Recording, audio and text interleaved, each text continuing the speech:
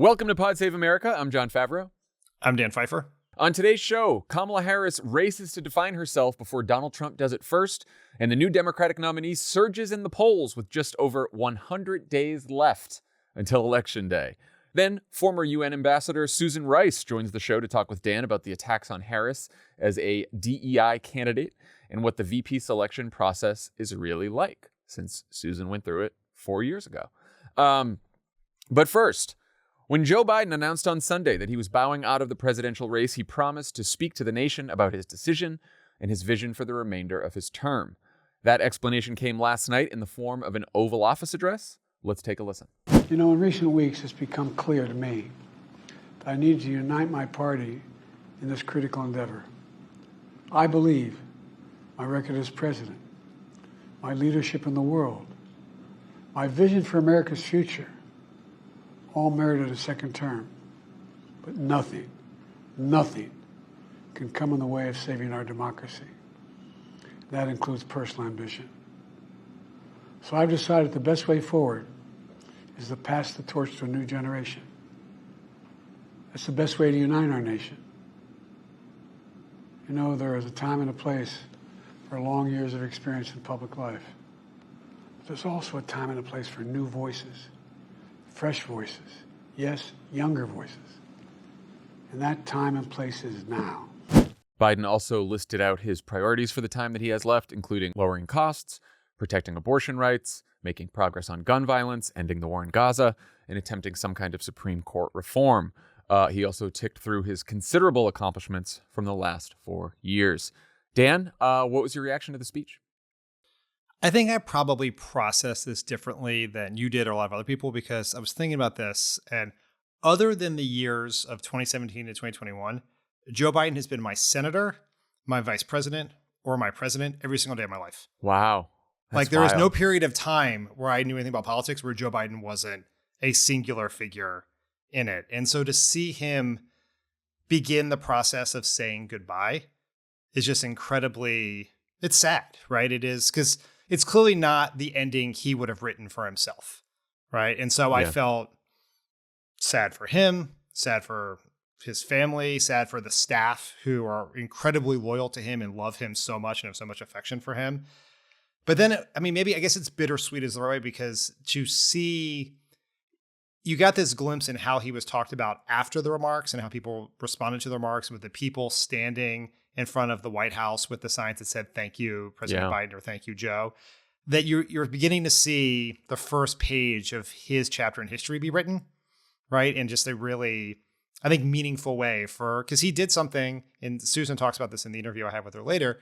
He did something that almost no one in American public life will ever do, right? Is to put personal ambition aside and do something for the country, and to cede power willingly to do what they think is best for the country. And I certainly hope he is recognized for that. We should all say thank you to him now for what he did over the last 3.5 years and the decision he made, which has obviously been validated by the way the response to Vice President Harris right out of the bat here. But I think it was a very meaningful and poignant moment to watch.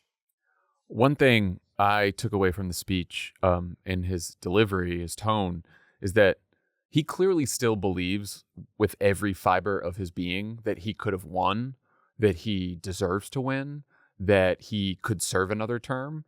And I only say that because, to me, it makes his decision that much more admirable and patriotic and true to who he's always been, because this is someone who still has such confidence that he can do the job, and also such affection for the job. He tweeted afterwards that, it just brings him joy and purpose to serve people. And there was a picture of him he walked out after the speech, and just this look on his face when he saw everyone, just completely lit up, and people talk about putting your ambition aside, and it's, everyone has ambition in politics, right? That's normal. But it's also this deep love of service that he has been doing it his whole life. And, I know we obviously criticize him for not stepping aside earlier and all that kind of stuff, but at the end of the day, he made the decision, and it's a really fucking hard decision to make for someone who genuinely believes, with good reason, that they accomplished so much and have more to offer. So it was bittersweet for sure. All right, let's talk about the brand new race for the presidency with about 100 days to go. Wild. In 1 week, we got a new Democratic nominee who, along with Joe Biden's campaign staff, has been able to unite the party, generate a level of organic grassroots enthusiasm we haven't seen since the Obama days, raise $126 million from over 1 million donors, 64% of whom donated for the first time this cycle, and pull even with Trump in the polls just days after his party's convention and an attempt on his life. The A-plus rated New York Times Siena poll has Trump at 48% and Vice President Harris at 47%. Biden was trailing by 6 in their last poll just a few weeks ago. Swing state polls have her a point or two down, though she's made up significant ground in all these polls with young, black, and brown voters, which is making states like Georgia competitive again. The campaign is still not up on the air with TV ads, though they released their first digital ad today based on Harris's stump speech. And here she is on Thursday speaking to the American Federation of Teachers Convention in Houston. Let's listen. So Project 2025 is a plan to return America to a dark past. He intends to give tax breaks to billionaires and big corporations and make working families foot the bill. And he intends to end the Affordable Care Act. So we want to ban assault weapons, and they want to ban books. And we, who believe in reproductive freedom, will restore the freedom of a woman to make decisions about her own body and not have her government telling her what to do. In this moment, we are in a fight for our most fundamental freedoms. And to this room of leaders, I say, bring it on. Bring it on. Bring it on. First of all, I don't know about you, but I'm still having trouble processing the fact that with 100 days to go, we literally have a brand new race, a brand new nominee, and so far, everything has gone incredibly well. Still an incredibly close race, still going to be tough. All the bad stuff is probably still coming, right? We're starting to see the attack ads, but it's just unprecedented is an overused word, uncharted waters, whatever you may say. But just the idea, we've been, working in politics forever. The idea that with 100 days to go, you just start from scratch. It's wild. I was going to just thank goodness that she could inherit the campaign team she did, right? Yeah. There are a lot of arguments based on her political skills, her popularity, her resume as to why Vice President Harris was the obvious person to replace President Biden were he to step aside. But a less discussed fact is she got to inherit this campaign staff, because if there had been this wave of excitement and all she had was one single piece of paper that said she'd filed Harris for president, you couldn't have captured any of that enthusiasm. You couldn't have got the 100,000 volunteers. You wouldn't have really had a place to collect information from the million donors and all the above. It's wild what is happening. And every the last few days, and I say this with the foreboding sense of someone who's always waiting for the other shoe to drop. Right. Yeah, no. But the last few days have gone better than anyone could possibly have expected. And sometimes you see these things when new candidates come in the race and there's all this excitement, and then they go out and give remarks, and now the Klieg lights are on, all the scrutiny, and they don't measure up. She went to that campaign headquarters on Monday in not a highly produced event or anything like that, and just nailed the message perfectly. Then she has to you wouldn't normally schedule a rally on the second day of your campaign when you just filed papers on Sunday, but she was already scheduled to go to Milwaukee, so she goes there and she nails that. And then she had this previously scheduled official event at the teachers union in Houston. Couldn't cancel that, so she had to go do that, and she nailed that too. It is incredibly impressive from the staff side, the organizational side, and particularly from a performance perspective from the vice president. She is nailing this. And to think about the staff that has had to go through some of the worst weeks anyone's had to go through on a campaign, and then to just turn on a dime and put this together and get this thing going in a week, and to not just get it going, but to get it going almost flawlessly is tip my cap to the Harris campaign staff and the former Biden campaign staff that is now the Harris. We've never seen that in politics before either. I mean, just think about this. They woke up on Sunday morning getting ready to do a bunch of things for Joe Biden campaign events the next week. By lunchtime, they're Googling the shade of green for Brett. Right? Like that's how it's just wild. It is amazing. I was thinking about what David Axelrod used to say, which is that a presidential campaign is like you're like shot out of a cannon, and he said you don't have a lot of time to do like off-Broadway practice performances before you just are like on Broadway. And I do think that is certainly true with Kamala Harris. The only like sort of off-Broadway time she had was maybe like the last couple of years as vice president, right? And she had some tough times as early on in vice president. She had some like bad news cycles. And then I do think that people sort of then just paid more attention to the presidential race and Biden and Trump. But in the last year or so, I just think she's had a lot of practice and she's gotten so good, right? And she's like so much more comfortable in her skin, more than I think she ever has been. And she speaks really well and she's just very sure of herself. And but even with all that, it's still like, with the amount of pressure that is on her now, right? She's just, she hasn't shrunk from it at all. It's amazing. Yeah, so impressive. It seems like we need a few more weeks to let the events of the last few weeks really sink in with voters. But what do you think of the polling so far? We just had the New York Times Siena poll drop right before we started recording. I think it all dovetails with, I think, what we hoped would come from a shift is you are seeing the race get back to a toss-up race, right? Where Trump has advantages. He has more past the 270. That is still true. A tied national race is still one where Trump has a 2-point advantage in the battleground states, you would say. Just reminding people that Biden won the popular vote by 4.5 in 2020 and won the battleground states by 40,000 votes. I think that gap between the popular vote and the electoral college has probably narrowed some, but it's still a race where Trump is the favorite, a slight favorite. But you can very easily see and chart what a path to victory for Kamala Harris looks like, and that was not the case it was hard with President Biden before the debate. It felt nearly impossible after the debate, and now this is a very winnable. It's a close but very winnable race. Yeah, the Times poll has it 48-47 Trump. When you include third-party candidates, Kamala Harris is actually up 1. And it's interesting that RFK Jr. support is dropping. And in the 5-way now, those third-party candidates are taking more from Trump than they are from Kamala Harris. And she's getting, 93% of Democrats in the poll, which is what Trump is getting from Republicans. Her approval is 46-49, which in this era of polarization is a pretty good place to start from. Trump's approval in this poll is 48% approval, 51% disapprove.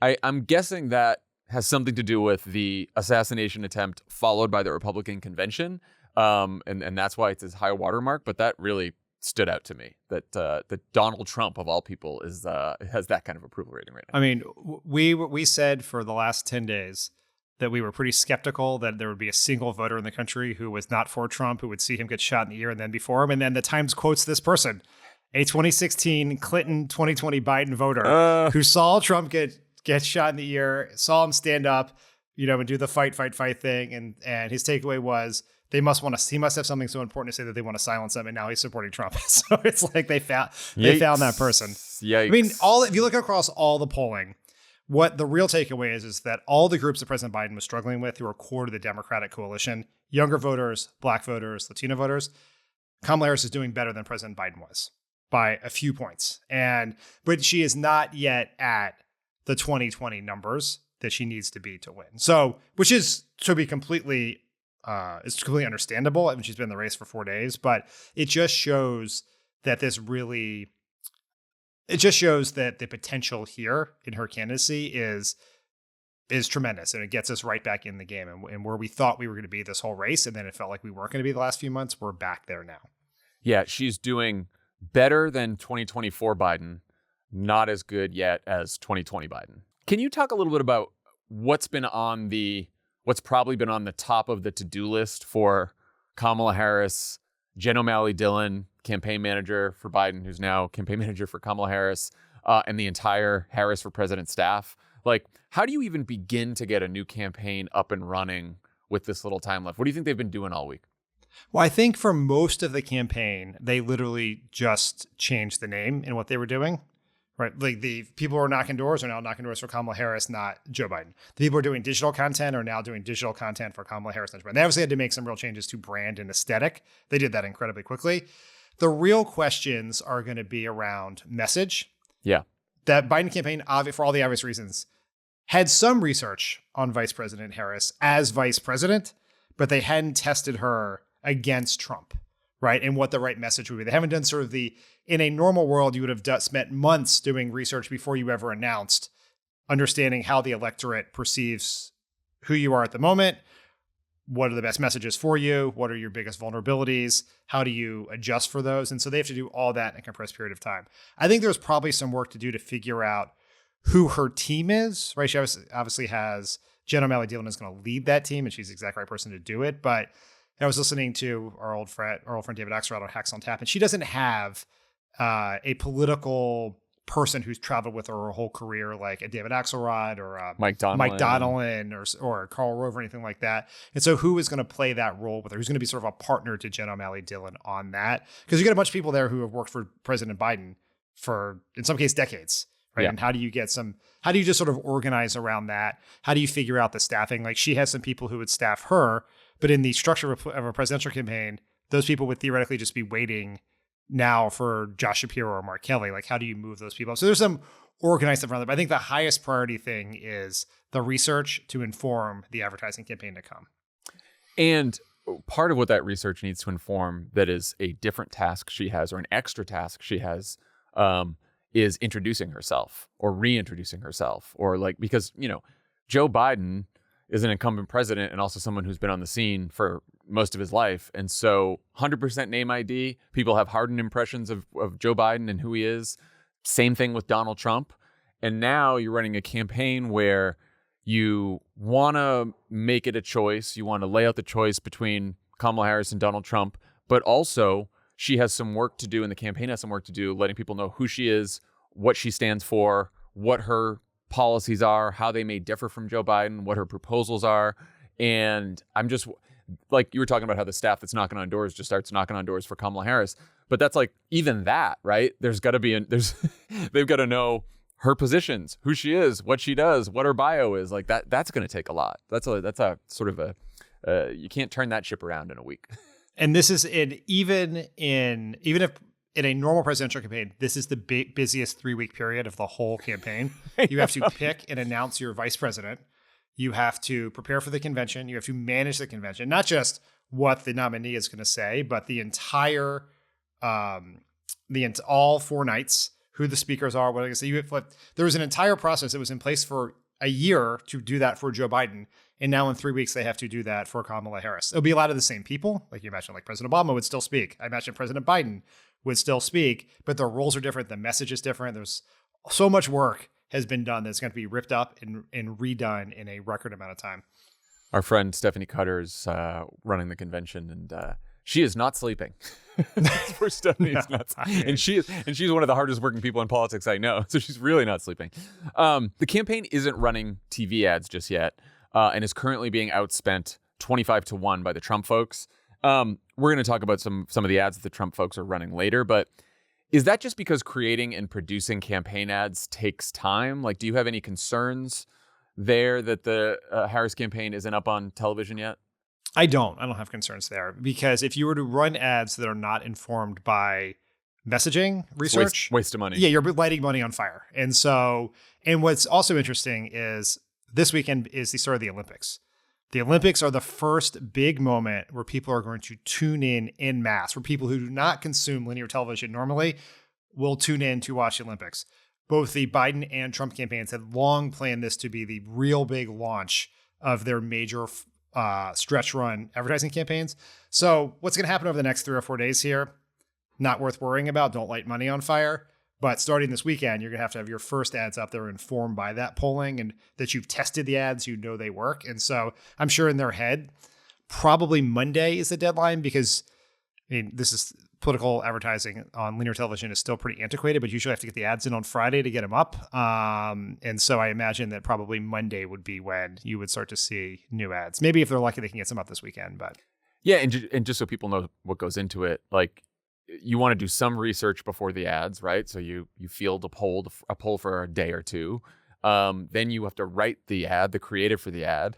Then you have to like produce the ad. You probably need time from Kamala Harris to like appear in the ad. Then you need to cut it together, edit it, and then you need to go to the TV station. I mean, it's a process. To get it done in a week is a lot. So, Harris has a strong stump speech right now. We just heard some of it at the teachers conference on Thursday. What does the message tell you at this point about how she and her team see the race and how they see Trump? Recognizing that this is the stump speech written without all the research that would be done, yeah, I think it's actually pretty darn close to exactly what you would want.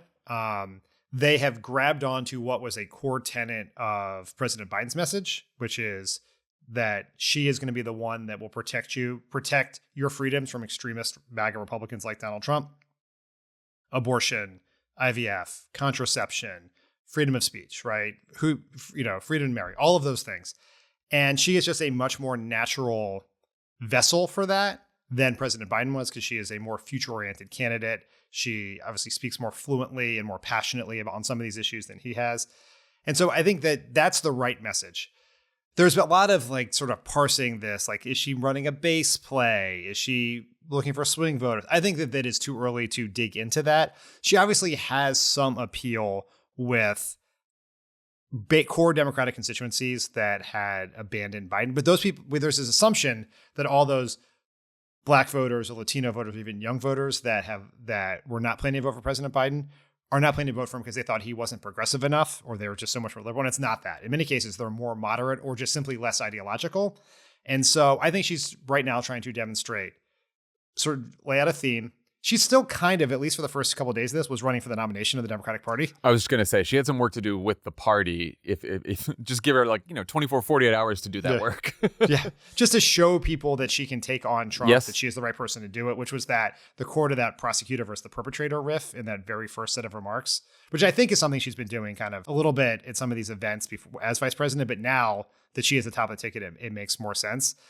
And so I think we're going to know more in the convention speech, I think, about the exact kind of campaign she's running, who the exact target groups are. But we kind of know who those voters are, because you just have to rebuild the anti-MAGA majority in this country, and we know who those groups are. And I think thinking about it on an ideological spectrum is a mistake.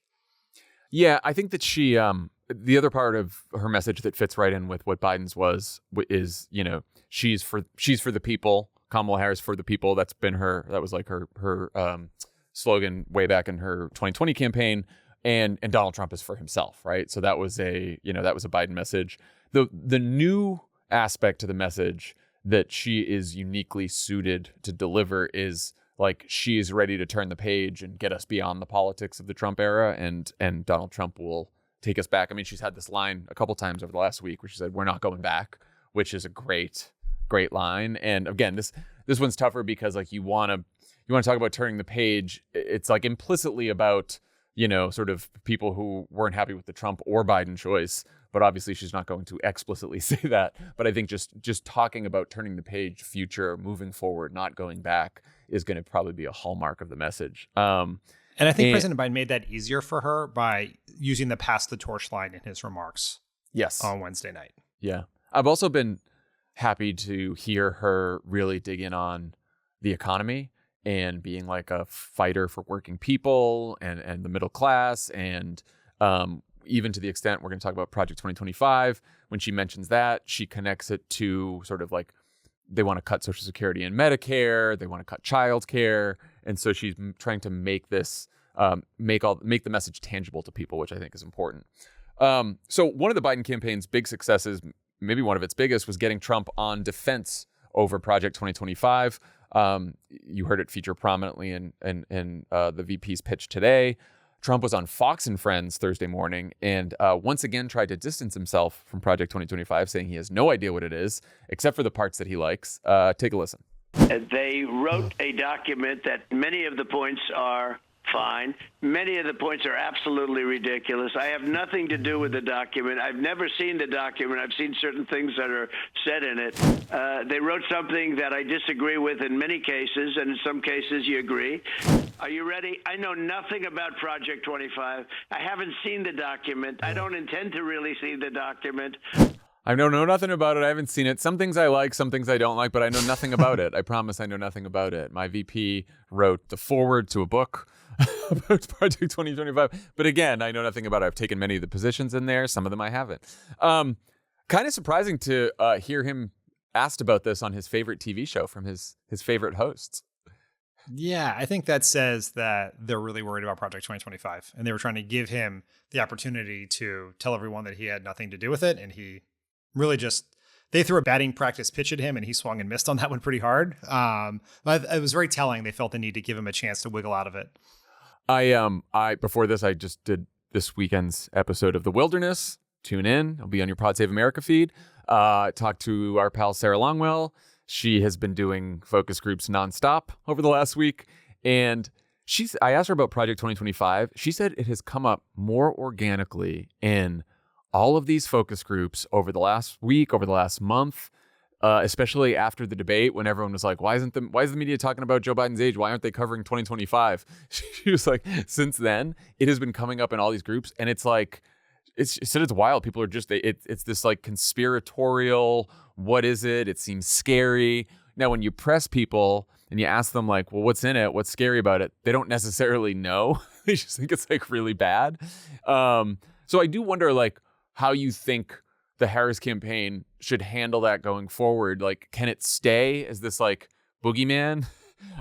Should you like pick out a few of the worst planks of Project 2025 or should you pick out different policies based on the different groups of voters you're talking to? Like, how do you think about this?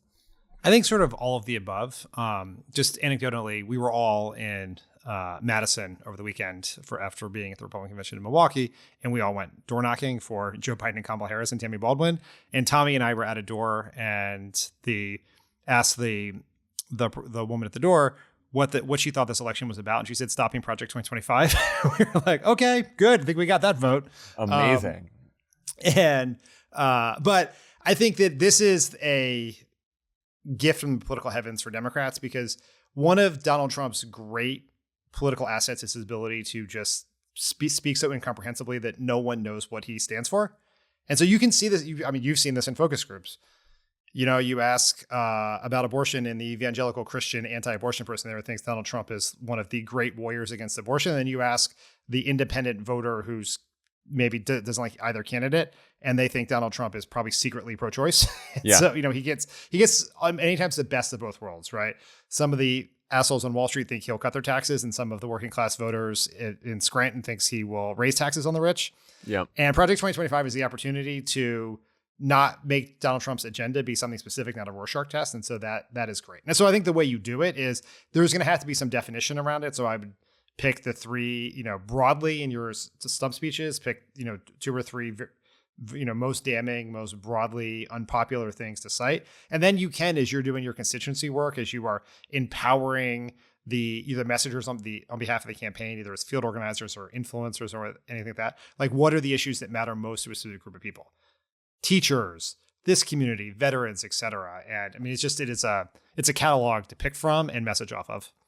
I would also err towards both the policies in there that are most unpopular, but also the policies that Donald Trump has in some way endorsed in the past, even if it's just rambling about how it's a good idea here and there. Because I do think you don't want to give him a lot of space to point out specifics in there and say, I don't agree with that. I don't agree with that.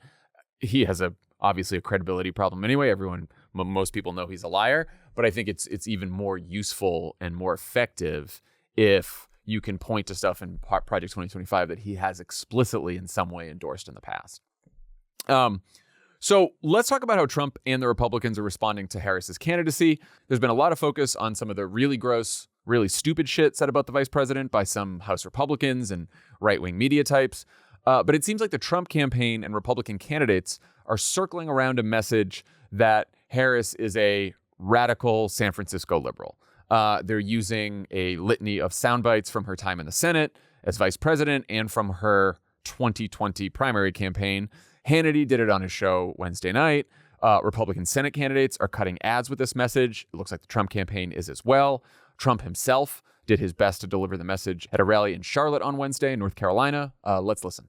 So now we have a new victim to defeat. Lion Kamala Harris. Lion. I was supposed to be nice. They say something happened to me when I got shot. I became nice. And when you're dealing with these people, they're very dangerous people. When you're dealing with them, you can't be too nice. You really can't be. So if you don't mind, I'm not going to be nice. Is that okay? Kamala Harris is the most liberal elected politician in American history. Did you know that? As borders are, Kamala threw open our borders and allowed 20 million illegal aliens to stampede into our country from all over the world. As vice president, she cast the tie-breaking votes that created the worst inflation in a half a century, decimating middle-class families and hurting very badly, as you know, all people in North Carolina. I guess as his wound healed, he stopped being nice again. Is that maybe that's what's happened? Yeah, I mean, shot in the ear, becomes nice, gets better, back to normal. Is that what we're? I guess. I mean, I always just think back to the people who wrote all those very credulous stories in the 48 hours afterwards about what a changed man he was and how getting shot should change someone, and it would change anyone. Unity, except apparently this guy. Unity. I love that he also just says what all of his people are trying to avoid. Right? He's like, oh yeah, they told me I'm supposed to be nice now and I'm supposed to be a changed man. They're full of shit. I'm gonna be me. I'm gonna be. Can you believe those assholes believe that? All right, so which of these attacks do you think are most dangerous for the vice president? Liberal from San Francisco is the most dangerous, I think. This is the classic Republican playbook on candidates of color, women candidates, and particularly women of color. And it is to try to paint them outside of mainstream American values, to make them to otherize them in the most racist, misogynistic, and devious ways. As you pointed out earlier, she is not well known by the public. She has high name ID, but there's very little depth of knowledge about her story, her values, or policies. And she's in a race to define herself before Trump defines her. And they sort of have what their initial attack is going to be. And we've seen it work in statewide races. We've seen it tried against President Obama very aggressively in 2008 and 2012. And they're going to try it again here. And I think that is the one that worries me the most. And the 2020 primary, like, obviously it has more of an impact because they do it, and there's sort of racial and sexist dog whistles, but they could run this kind of campaign against a white liberal dude, and it's still like the positions that were taken in the 2020 primary by a lot of the candidates, from Kamala Harris to Elizabeth Warren to Joe Biden, took a lot of them, to Beto O'Rourke, whoever, right? Pete.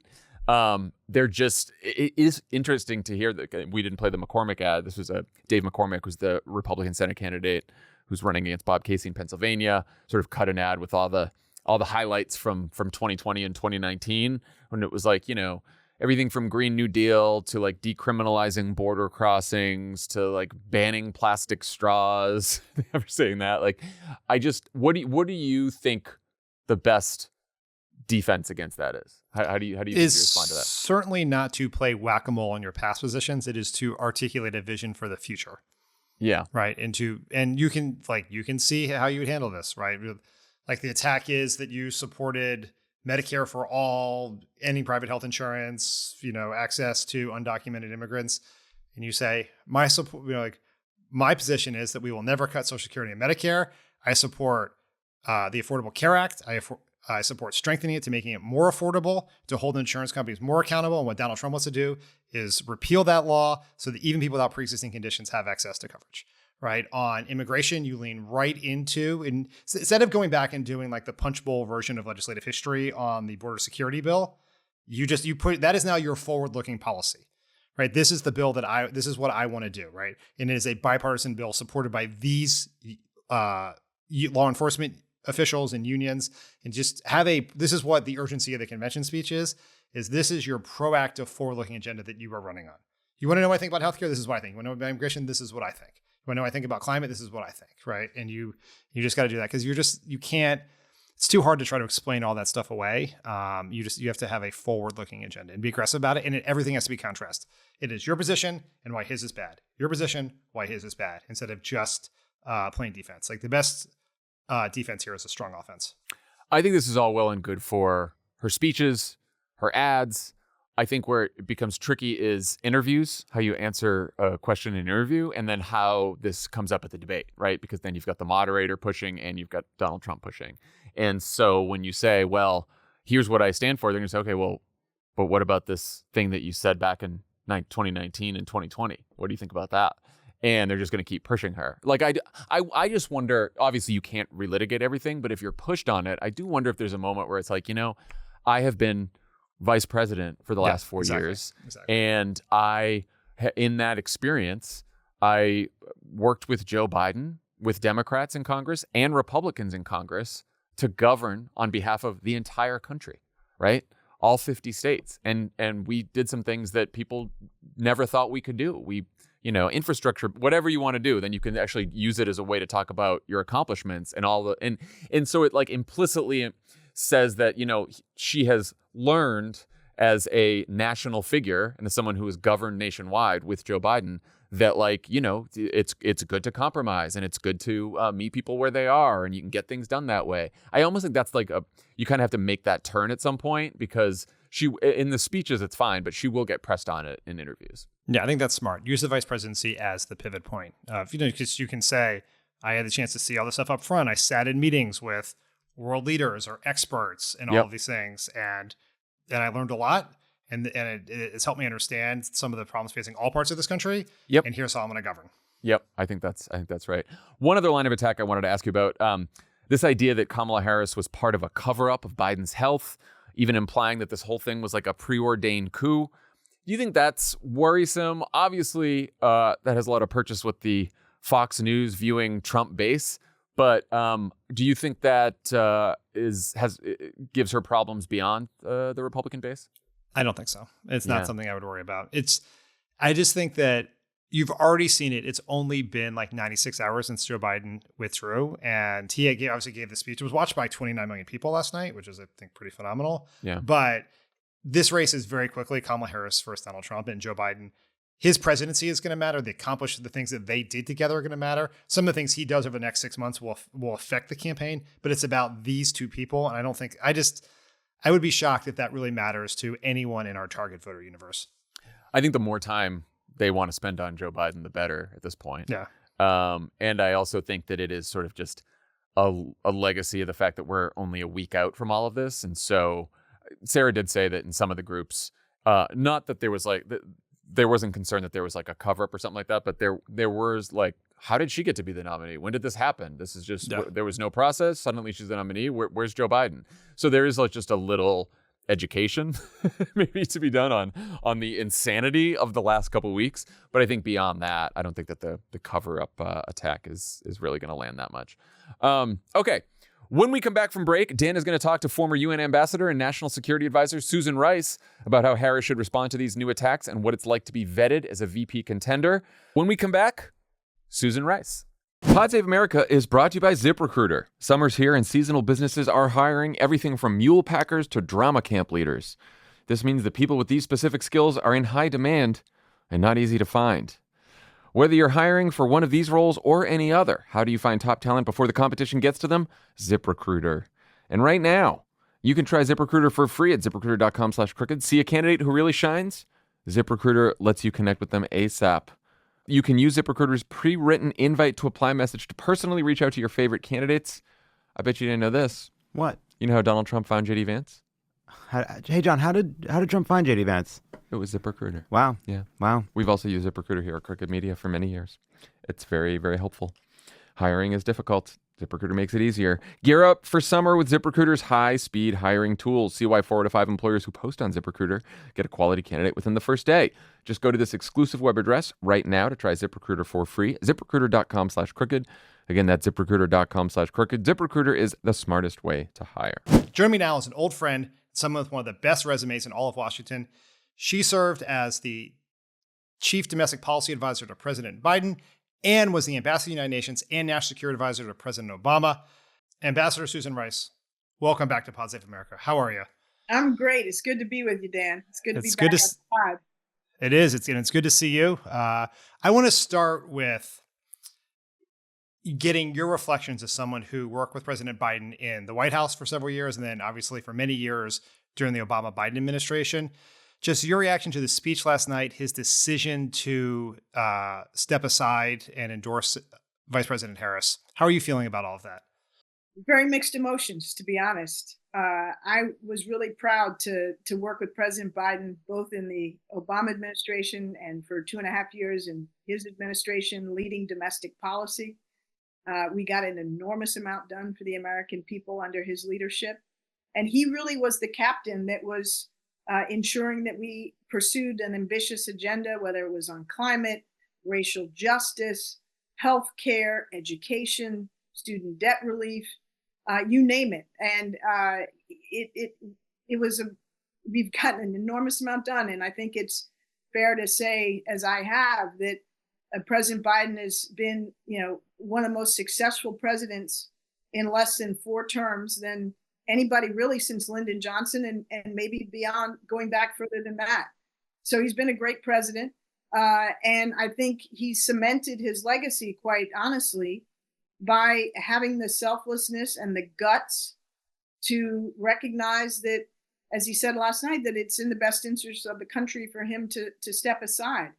It's hard to think of any politician at that level, certainly not one that's ever won all the delegates to be the nominee, who had the decency and the commitment to country and over his own self-interest to make that extremely difficult decision. So I'm super proud to have had the opportunity to serve him in different capacities and work under his leadership. I think he will go down in the history books as one of our best presidents. But it's also sad because I think we all felt that his agenda was worthy of him contesting the election, and that he had a lot more to do that would be beneficial. But I'm grateful to him for making that tough decision, and I'm very excited about Vice President Harris and getting her elected president of the United States. So President Biden has about 6 months left in his term. He brought up some issues that he was going to work on in his remarks on Wednesday night. He talked about Middle East peace. He talked about the cancer moonshot. He talked about Supreme Court reform. How do you sort of think he's going to handle these next 6 months? I sort of get the sense he's going to run through the tape, but you know him a lot better than I do. He's absolutely going to run through the tape, and he's going to get as much done as possible. And I remember working in the Obama administration in the last 6 months, and we were not leaving anything on the field. We were running as hard and as fast as we can or could at the time. And that's exactly what this team is going to do. I have no doubt. And I think the fact is, as already been demonstrated, the big legislative burst of President Biden's tenure, or what would have been his first term, was really in the first 2 years when we controlled both houses of Congress for the Democrats. And we just were able to do an enormous amount, some much on a bipartisan basis, but some on a party line basis. So we are past anyway the period of great legislative progress. And we've continued to see important executive actions, including on things like immigration most recently, and some innovative policy proposals. For example, a really important initiative to lower housing costs that was recently unveiled, something that's plaguing everybody. And yet, I think there's a real opportunity, particularly on the foreign policy and national security side, to try to get as much done as possible. If we've got to end the war in Gaza, and bring hugely overdue relief to the Palestinian people and ensure that the hostages come home and that Israel's security is ensured. And the best way to do that is to achieve this agreement as quickly as possible, have a ceasefire in place, and take down the threats to Israel that are coming from Lebanon and Hezbollah, from the Houthis, etc., in addition to Hamas. I think the president's uniquely suited to do that, and maybe more unfettered in his ability to do that, ironically, as somebody who knows that this is his last 6 months. Obviously, we had to continue to deal with the challenges we face from Russia and China, shore up our alliances and partnerships. So there's a lot of work still to be done.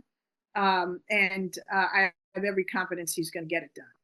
You obviously had an opportunity to work very closely with Vice President Harris. What can you tell us about the work you guys did together and what it tells you about the kind of president that she would be? Well, Vice President Harris is somebody who cares deeply about the issues that matter to everyday Americans. She's someone I've seen roll up her sleeves and dig into the substance and help to try to guide policy in a direction that is caring and humane and deals with the everyday challenges and hopes and fears that ordinary people are facing. She's a voice for caring about humans on a human level. And I think that's really important, whether it's national security or domestic policy. I mean, I've seen her contribute on both. So I have every confidence that she's going to bring her deep experience, her vital role in helping to craft and shape President Biden's successful agenda, and then be able to present an affirmative vision of where she wants to take the country that is hopeful, that is optimistic, and quite concrete. You know, we got an enormous amount done in the Biden administration, but this is more than about finishing the job. This is about being able to communicate an America that is exciting and hopeful and better even than the one we have today. Now let's get to something I know you have very strong feelings about. The Republicans have wasted no time in going after Vice President Harris. They're doing it in ways that I know are very familiar to you. You have been attacked in this way in your time in the public life. You've seen President Obama with similar attacks. You've seen Secretary Clinton attack similar ways. They're calling her crazy Kamala. They're even saying she's the quote unquote DEI vice president. What's your reaction to all of this? I mean, it's profoundly offensive and insulting. They're basically trying to dehumanize her and all of us. I mean, this is not about Kamala Harris. This is about saying to every woman in this country, regardless of your background, every person of color, every immigrant, every LGBTQ person, every person who may have a disability or was a veteran and was a beneficiary of a veteran's preference, that somehow any success we've had, any leadership role we've achieved, we didn't earn it by dint of hard work, experience, education, capacity. We got there because of some unfair advantage. Not only is that incredibly dishonest and denigrating, it's basically saying to the vast majority of Americans in this country, if you're not a white Christian male, then any success you've had, you got without merit because of some unfair preference. That is crap, and it's absolutely unacceptable in 2024. And the thing people need to understand about this is not only is it, saying that the vast majority of people in this country are inferior and unworthy, but you have to understand how it fits into their larger agenda.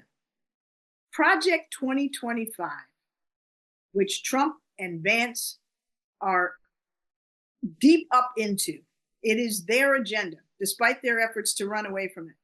It's about taking America back to the 19th century. That's what it's about. It's about an America where women, aren't able to decide, how and when they have children. They're not able to decide whether or not to use contraception or have in vitro fertilization. We're back in the kitchen, and JD Vance is barefoot in the kitchen, and if we don't have children, we're somehow even less worthy. It's an America in Project 2025 where we don't invest in public education because we don't want those people who have to go to public schools to be educated enough to be real participants in our society. It's about going back to a time when only white Christian men were in positions of power and the rest of us were subordinate. That's what they want to do. And they run away from it because they realize that when, you put it that way, oh, that's going to be a problem politically, but that's what their agenda is. And when you combine that with, their categorical dismissal of the vast majority of Americans as being unworthy of any form of leadership, which is what exactly they're saying when they talk about DEI hires.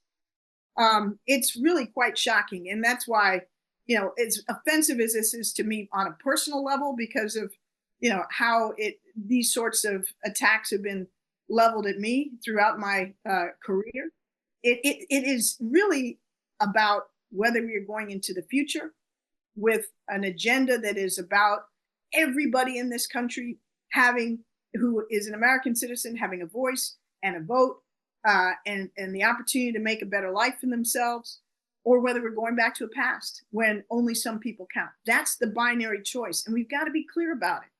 And with, Vice President Harris leading the ticket, they can't help themselves. They can't, they can't help but say the quiet part out loud. I would just note that when President Biden chose Kamala Harris to be his vice president, she had been in the Senate for 4 years. She had been the chief law enforcement officer of the largest state. She'd been a district attorney. And when Donald Trump chose JD Vance, as you would note, a white Christian man, as his vice president, he'd been in the Senate for less than 18 months, full stop. Right. And done nothing. Right. And done nothing except, pursue a very narrow, vindictive agenda. Look, you're absolutely right. You cannot, in all seriousness, question Kamala Harris's experience or competence. And now she has been the vice president of the United States for 3.5 years and sat in every national security briefing, been at the table for every difficult policy and national security decision. And she is more qualified to be president than any of the 4 people before Joe Biden who were president of the United States. So this is just, it's crap. And we need to understand, Dan, why they're doing this. They're doing it because they have nothing other than hate and fear and division as the tools to win. They have no positive vision as to where they want to take the country. They just want to rile people up, divide and defeat and dominate. That's what this is about. And you contrast that with the vision on the Democratic side, which I think Vice President Harris is really articulating effectively. And that is, we're trying to build an America that is not only a vibrant, inclusive democracy, where our freedoms are protected, regardless of, where we come from, who we love, what we look like, whether or not we want to have children when some guy says it's time to have children or not. We all get to decide for ourselves. Our fundamental freedoms are protected. But the other piece of the agenda, which is so important, is trying to build an America where people are not just able to scrape by, but can actually get ahead. And everybody has a chance to get ahead.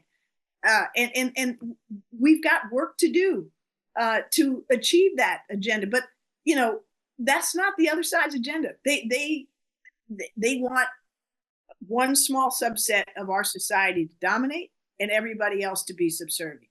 And as I said, that's a 19th century vision. Yeah, it should be like Project 1955, right? It's really it's worse than that. It's pre-Civil War vision. That's right. 1855, right? Project 1855 is what they're going for. Now, Vice President Harris has to pick her own vice president in the coming weeks. There's some reports that she wants to get it done by August 7th when the DNC is going to do the virtual roll call. You were on President Biden's shortlist when he was looking for a vice president back in 2020. Do you have any advice for the Mark Kellys, Josh Shapiro's, Pete Buttigieg's of the world about how to navigate that process? Have they called you? Are they looking for help? I obviously, I'm not sure I'd be the one they called since I didn't have demonstrable success. No, I can tell you, Dan, it's a really, really intensive process. The vetting I've been confirmed by the Senate twice unanimously. I've been nominated and vetted. I've served in the cabinet. I've never seen anything like the vice presidential vetting process. I mean, it is intense. Every aspect of your personal, medical history, every aspect of your taxes, everything you've ever said in public. They even interviewed my kids who were, not even over 21. It's insane, right? Now, they're going to have to do this process in an extraordinarily compressed time frame. I mean, when it was 2020, it was over, more than 2 months. They're having to do it in little less than 2 weeks. My biggest advice, I don't know that anybody should take my advice, is be who you are. This is it's as much a personal choice for the president as it is a political choice. You don't want to just pick a running mate. You want to pick a governing partner. And I think people underestimate the importance of a governing partner. A vice president, in this modern age, often, as Vice President Harris, has been given real important responsibilities. People don't know that in addition to her role on the national security stage, the 20 countries she's visited, the 150 foreign leaders that she's met with, she's in charge of the Space Council, space policy. She's been, the leader, not just on reproductive rights, but things like maternal health, worrying about the many women in this country who are dying in childbirth or after childbirth because they don't get the support and care that they need. She's been the leader on issues of labor and support for our unions. She's been an instrumental figure in our efforts to support small business and develop economic opportunity for people who have not had the benefits of big corporate world. That's her portfolio as well. So she's done a great deal, and picking a governing partner, not just a running mate, is I think a very important part of this decision. I mean, even beyond that, I remember thinking about this when President Biden was making his decision. That's why I thought you were a big favorite for it, because I knew you bested the people on the list. But you're also basically the president and vice president most weeks have lunch together one day. So you're also picking a person you have to have lunch with once a week for the next 4 to 8 years. That seems like you probably ought to get along if you're going to do that, right? Not just have, yes, of course, not just have lunch with, but want to have lunch with. Yes, exactly. And be in every meeting together. I mean, it really is like there is a personal element. It's one of the reasons why I think, even though they were very different people with very different life experiences, that President Obama picked President Biden to be his vice president, because he could see being in a meeting with him all the time, right? Because he is obviously tremendous experience, tremendously smart, but also just a great person, right? With interesting things to say and interesting perspectives. And wisdom and experience, and they complemented each other. Yeah. No, that was a great partnership. And many of us, like you and I, who really, worked for Barack Obama and came in who were Obama people.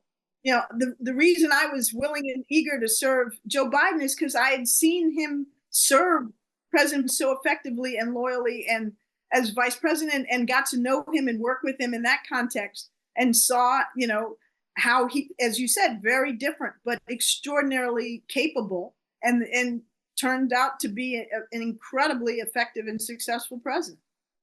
Yeah, it's gonna be. I'm fascinated to see the decision she makes, and however they pull this off to do the appropriate level of vetting on this very short They'll timeline. do it. They've got the best team on it. Like the They same, do. They do. same people, and they're just gonna have to work, around the clock. Do you have a favorite, Dan?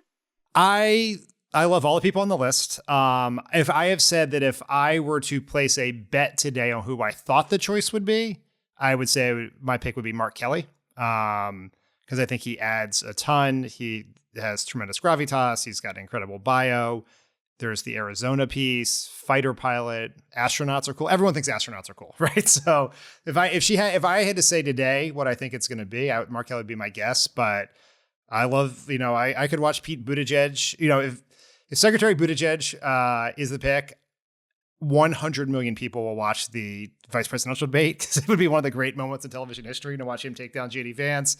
I'm a huge fan of Josh Shapiro. I've gotten to interview Roy Cooper a number of times in 2020 when I was doing some stuff for North Carolina with Vote Save America. They're all great. So she is one of my takeaways from this whole process is that Democrats have one of the best benches we've ever had right now. We have just a great list of people. And there's a whole bunch of people who aren't on the vice presidential list who are also great, right?